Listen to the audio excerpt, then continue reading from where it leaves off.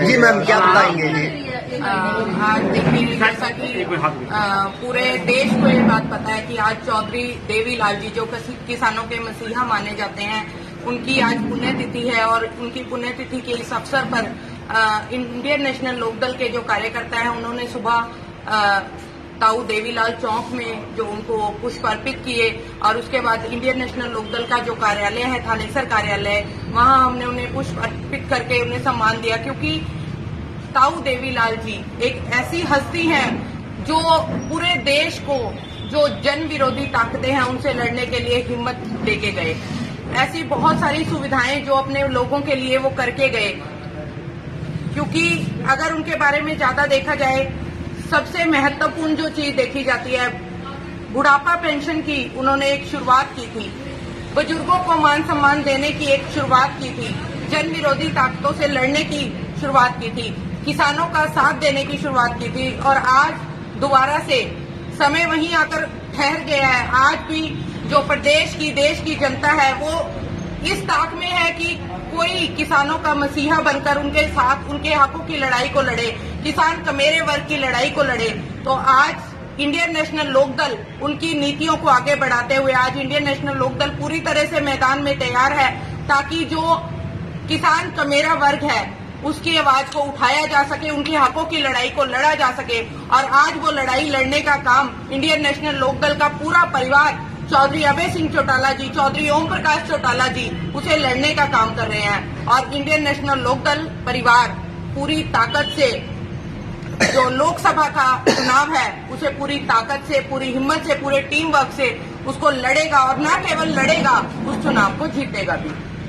Ma'am, गांव-गांव जा रहे हो, किस तरह का समर्थन मिल रहा है लोगों को? क्या देखिए, अगर मैं सिर्फ थानेसर की बात करूं, हम थानेसर में बैठे हैं, अगर मैं थानेसर की बात करूं तो थानेसर इनेलो का गढ़ रहा है हमेशा से।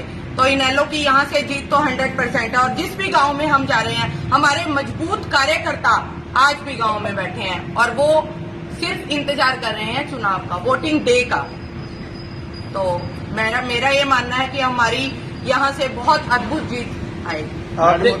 देवीलाल जी की पुण्यतिथि आज मनाई गई है, हरियाणा भर में भी और जगह भी होगी प्रोग्राम। इस विषय में कुछ बताएं, कहाँ पे करते हैं प्रोग्राम? हमारा दिल्ली में मेन प्रोग्राम था, जहाँ हमारे जो माननीय नेता चौधरी अभय सिंह चौटाला जी मौजूद थे, हमारी जो महिला महासचिव हैं श्रीमती सुनैना चौटाला जी वहाँ मौजूद थी। और अपने अपने स्तर पर प्रत्येक जिले में, हल्के में चौधरी देवीलाल जी की पुण्यतिथि मनाई गई है, क्योंकि उनकी नीतियों पर चलकर ही इंडियन नेशनल लोकदल परिवार को आगे बढ़ना है। मैम, धर्मशाला में अर्जुन चौटाला भी पहुंचे थे जी, तो क्या कहेंगे? पंजाबी धर्मशाला में कल अर्जुन चौटाला जी ने जो जिले स्तर पर मीटिंग ली थी, उसमें हमने जो चुनावी जो हमारी रणनीति है उस पर चर्चा की, जोन के बारे में चर्चा की, बूथ के बारे में चर्चा की। क्योंकि चुनाव मैंने जैसा कि पहले भी किया, हमें ये चुनाव सिर्फ लड़ना नहीं है, हमें ये चुनाव जीतना है। किसानों के हक में अभय सिंह चौटाला ने वो इस्तीफा दे दिया था, और दोबारा किसानों ने फिर से दोबारा से मजबूती से उन्हें बना दिया था। क्या किसानों का कुरुक्षेत्र में अभय सिंह को कोई फायदा मिलने वाला है? बिल्कुल जी, अगर कोई किसी के लिए हाथ बढ़ाता है तो दूसरा व्यक्ति भी हाथ बढ़ाता है। और हम पूरी उम्मीद करते हैं, क्योंकि एकमात्र ऐसा विधायक जिसने अपने पद से इस्तीफा देने का काम किया और किसान भाई के साथ खड़े होने का काम किया, तो मेरा ये मानना है कि किसान भाई वक्त पे जवाब नहीं देंगे। पूरी किसान जो हमारा संगठन है, पूरा चौधरी अभय सिंह चौटाला जी के साथ होगा। हरियाणा को बनाने में देवीलाल जी का बड़ा हाथ रहा है। बिल्कुल, हरियाणा निर्माताओं ने माना जाता है जी। तो हरियाणा को बनाने में चौधरी देवीलाल जी का हाथ था, और आज हरियाणा प्रदेश को बचाने की मुहिम है, उसकी कमान चौधरी अभय सिंह चौटाला जी के हाथ में है। जननायक कहा जाता था देवीलाल जी को, क्या अभय सिंह वो छवि बना पाएंगे? जी, ये मैं कहूंगी वक्त के गर्भ में है। क्योंकि अगर हम अक्सर देखिए, मीडिया जो सोशल मीडिया आज बहुत ज्यादा प्रचलन में है, सोशल मीडिया पर ये चीज साबित होती है कि अगर चौधरी देवीलाल जी की नीतियों को कोई आगे बढ़ा सकता है तो वो चौधरी ओम प्रकाश चौटाला जी और चौधरी अभय सिंह चौटाला जी हैं। और आज दोनों ही फील्ड में आज हम देखते हैं कि चौधरी ओम प्रकाश चौटाला जी की उम्र बहुत अधिक हो चुकी है। हम अपने घर में बुजुर्गों को देखते हैं कि इस उम्र में बुजुर्ग आराम करते हैं, लेकिन आज चौधरी ओम प्रकाश चौटाला जी भी अपने लोगों की हकों की लड़ाई को लड़ने के लिए आज फील्ड में है। और चौधरी ओम प्रकाश चौटाला जी के साथ साथ चौधरी अभय सिंह चौटाला जी मजबूती से आज अपने फील्ड में लगे हुए हैं, क्योंकि आज हरियाणा प्रदेश को बचाने की जो मुहिम है वो सफल होनी बहुत ज्यादा जरूरी है। आपने देखा होगा पिछले दिनों में हमने परिवर्तन यात्रा शुरू की हुई थी, तो हरियाणा को बचाना है तो परिवर्तन लाना ही होगा। किसानों का मसीहा कहा जाता है चौधरी देवीलाल जी को, और जो बुजुर्गों को सबसे बड़ा मान सम्मान दिया है हरियाणा के अंदर पेंशन के रूप में, वो चौधरी देवीलाल जी ने उसका किस तरह से देखा? उसे हम इस तरीके से देखते हैं क्योंकि आज अगर हम बड़े बुजुर्गों की तरफ देखते हैं, अगर बड़े बुजुर्गों के लिए वो मान सम्मान रूपी पेंशन के रूप में अगर वो राशि ना लगाई गई होती तो आज हमारे बुजुर्ग जो हैं वो परेशानी का सामना कर रहे होते। तो उन्हीं की नीतियों को मैंने, जैसा कि आपको पहले भी बताया, कि चौधरी अभय सिंह चौटाला जी अपने दादा की नीतियों को आगे बढ़ाते हुए, तो हमारी अगर मिलकर जनता सरकार बनाती है तो बुढ़ापा पेंशन को बढ़ाकर 7,500 रुपए करने का वादा किया गया। मैम, सुरजेवाला जी द्वारा हेमा मालिनी पर की गई टिप्पणी पर क्या कहेंगे? टिप्पणी के बारे में तो मैं क्या कहूंगी, मैं सिर्फ इतना कहूंगी जिसकी जैसी सोच होगी, जैसे विचार होंगे, वो उन्हीं को ही शब्दों के रूप में परिवर्तित करेगा। एक सवाल और, आप खुद महिला जिला अध्यक्ष, महिलाओं के लिए क्या कुछ करना चाहेंगे आगे जाकर, और क्या कुछ समस्याएं आपके पास आ रही हैं जो आप सुलझाना चाहेंगे? सबसे बड़ी जो आज महिलाओं के लिए मैं बात करूंगी, महिलाएं आज इस सत्ता के राज में सुरक्षित नहीं है। इसके बहुत सारे उदाहरण हम देखते हैं, महिलाओं पर हो रहे अत्याचार, बलात्कार जैसी घटनाएं। और पिछले बीते हुए दिन में हमारी जो महिला पहलवान थी, उसने अपने हक के लिए धरना प्रदर्शन किया, लेकिन उसे किस तरीके से उसका अपमान किया गया। तो ये महिलाओं की विरोधी सरकार है और हमें इस सरकार को जड़ से उखाड़ फेंकना है, और हमारी महिलाओं की इसमें बहुत अहम भूमिका रहने वाली है। मैडम की जी मैम, क्या बताइए? ये आज देवीलाल जयंती मनाई गई, देवीलाल जी की पुण्यतिथि मनाई गई, क्या कहेंगे?